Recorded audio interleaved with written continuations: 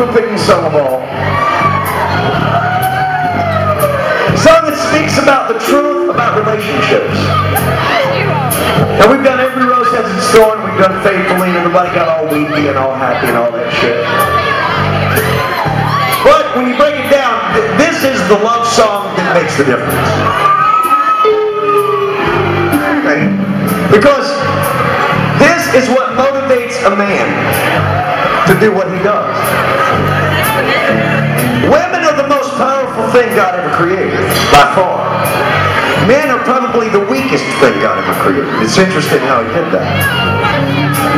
Every man makes his decision based on the subject matter of this song. He decides the clothes he's going to wear, shirt he's going to put on, whether he's going to have a beard, not a beard. The one thing that goes through every man's mind is, okay, if I do this, how will that affect the pussy? That's the way men think. So, all men are pussy whipped. All. So this song is a celebration of the power of women. The fact that they control the universe. Control everything. Always will. That's the way God does. So, we're going to sing it together. We get to that part, shout it out. Pussy whipped. Let's do it. Come on. Hit it.